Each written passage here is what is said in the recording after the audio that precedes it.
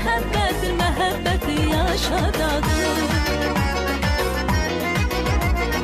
Üstümüzden geçti külek, üstümüzden geçti külek, şen zarafat şirin kelek.